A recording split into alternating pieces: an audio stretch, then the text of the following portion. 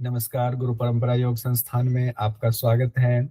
अभी 2 जनवरी को जो पेपर हुआ यूजीसी नेट का योग विषय से, उसका पार्ट 2 लेकर के आपके सामने हाजिर हूँ। दिसंबर 2025 का ये पेपर हुआ। इसमें कौन-कौन से सवाल पूछे गए? 32 सवाल हमने आपके सामने रखे थे। उससे आगे की सीरीज में हम आपके सामने और सवाल लेकर आए हुए हैं। बौद्ध दर्शन से सवाल पूछा गया, बौद्ध दर्शन में प्रत्यक्ष के कितने प्रकार होते हैं? तो बौद्ध दर्शन में प्रत्यक्ष के 4 प्रकार होते हैं। वहां पर ऑप्शन में दिया हुआ था 4, 6, 8, 10 इस तरह से।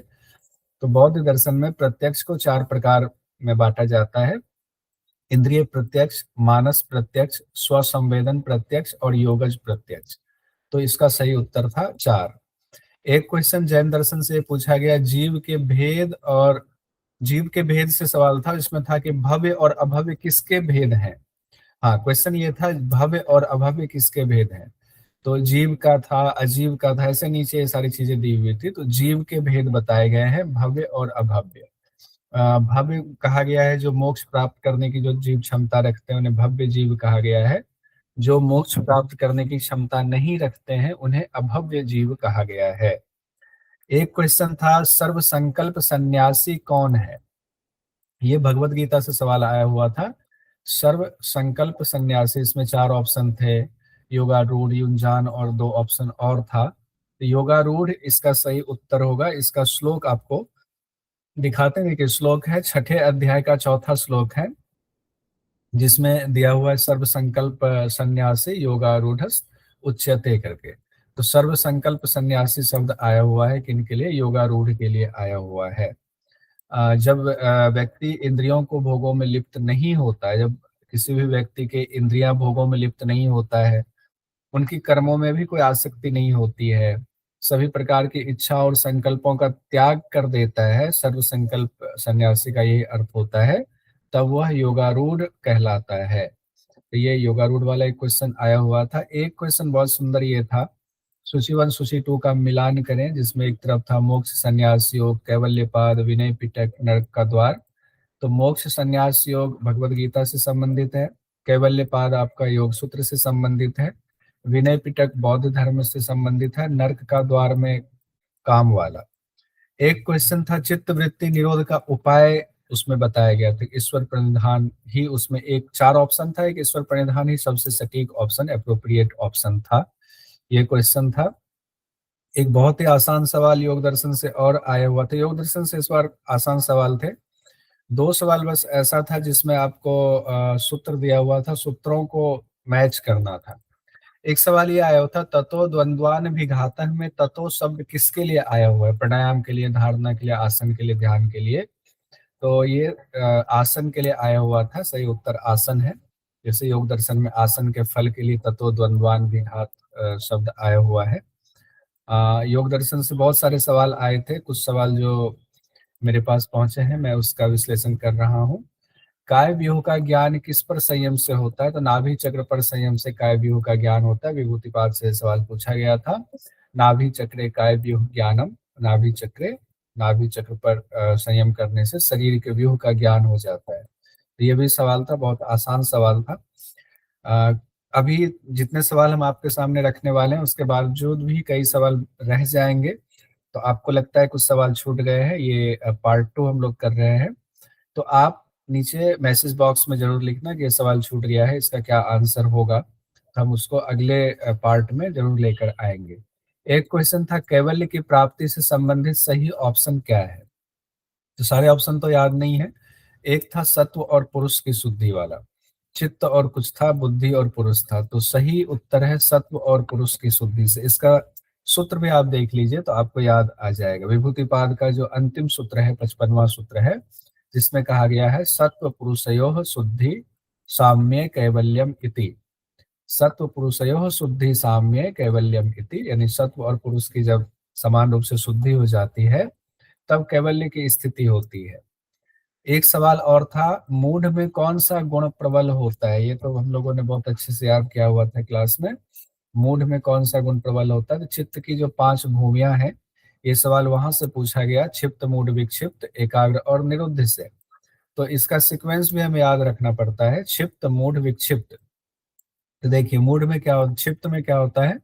रजोगुण प्रधान होता है, सत और तम दबा होता है। मूढ़ में तमोगुण प्रधान होता है, सत और रज दबा होता है। तो मूढ़ में क्या होता है, तमोगुण प्रधान होता है। तो इसमें उत्तर में था तमोगुण, तो मूढ़ में तमोगुण प्रधान होता है। एक क्वेश्चन और आपके सामने ला रहे हैं, पार्ट 2 है ये। फिर से कि अगर कोई क्वेश्चन छूटे तो आप मैसेज बॉक्स में कहना और हम उस क्वेश्चन का भी विश्लेषण करेंगे। पंच क्लेश से बहुत ही आसान सवाल आया हुआ था। पंच क्लेश, अविद्या अस्मिता राग द्वेष अभिनिवेश। अविद्या अस्मिता राग द्वेष अभिनिवेश पंच क्लेश है, जो आपके साधन पाद में है, योग दर्शन के। उसमें से जो ऑप्शन था उसमें एक अस्मिता ही था, जो कि पंच क्लेश में आता है। तो ये क्वेश्चन इतना हल्का, कुछ क्वेश्चन बहुत ही आसान था। इस बार पेपर 2 बहुत इजी था योग विषय का।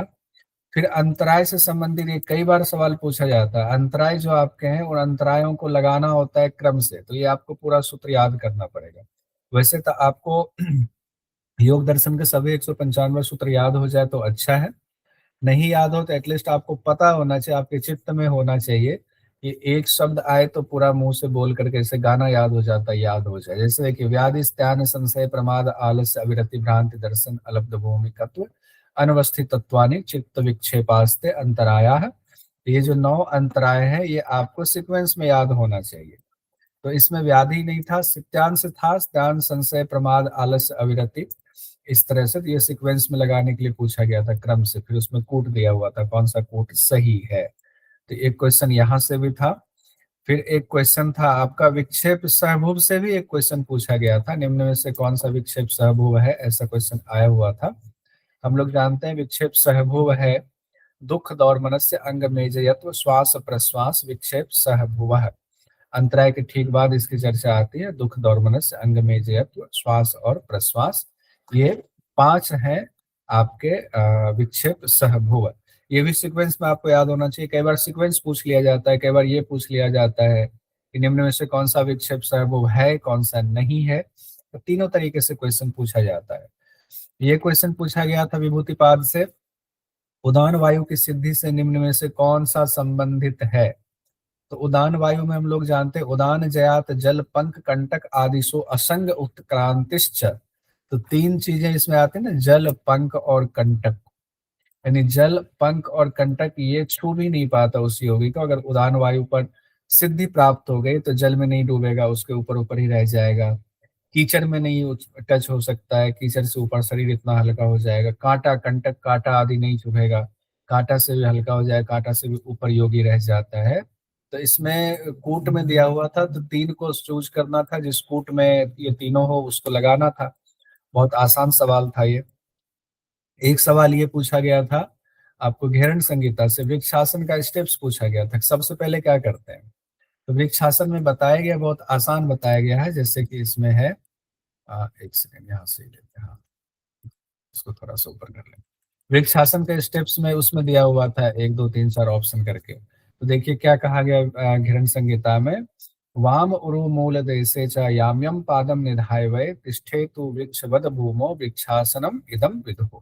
यानी बाई जंघा के मूल में दाहिने पांव को रखे। तो पहली लाइन से पूछा गया था, बाई जंघा के मूल में दाहिने पांव को रखें, फिर भूमि पर वृक्ष की तरह खड़ा रहे, यही वृक्षासन था। इसमें ऑप्शन इस तरह से दिया हुआ था, बाई जंघा के मूल में दाहिने पैर को रखें, दाहिनी जंघा के मूल में बाएं पैर को रखें। तो इस तरह से भी क्वेश्चन पूछा जाता है।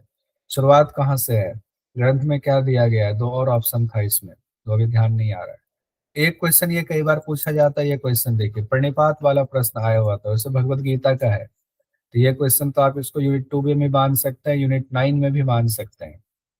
भगवत गीता के 4थे अध्याय का 34वां श्लोक है, तद विधि प्रणिपातेन परिप्रश्नेन सेवया वाला। तो इसमें ये 3 शब्द बहुत महत्वपूर्ण हो जाता है, प्रणिपातेन परिप्रश्नेन और सेवया। तो इन 3 शब्दों को लेकर के दिया हुआ था कि ये 3 शब्द किस में है। तो ये भी कूट वाला क्वेश्चन था। हम लोगों ने कई बार इसको रिवीजन किया हुआ था क्लास में, ये तो पूरा याद ही करा दिया हुआ था, प्रणिपात सेवया परिप्रश्नेन वाला। तो इसमें भी दिक्कत नहीं हुई होगी गुरु परंपरा योग संस्थान के छात्रों को। एक क्वेश्चन 16वें अध्याय के दूसरे श्लोक से पूछा गया था श्रीमद् भगवद गीता से, जिसमें कि आपको दैवी और आसुरी संपदा से संबंधित है, जिसमें दिया हुआ था क्रम से लगाए। यानी श्लोक याद हो तो क्रम से कौन पहले आएगा, कौन सा शब्द बाद में आएगा। जिसमें था अहिंसा सत्यम अक्रोधः त्यागः शांति अपैशुनम दया भूतेषु अलोलुप्त्वम मार्दवम ह्रीम अचापलम। ये आपके दैवीय संपदा से जो संपन्न पुरुष हैं उनके बारे में कहा गया, उनके ये गुण बताए गए हैं। ये क्वेश्चन भी पूछा गया, जिन्होंने अच्छे से इसको किया होगा उनको दिक्कत नहीं आई होगी। हाँ, एनाटॉमी से एक क्वेश्चन ये पूछा गया था, छोटी आंत से फैट्स को, यानी फैट जो आपका पाचन होता है उसको कौन अवशोषित करता है?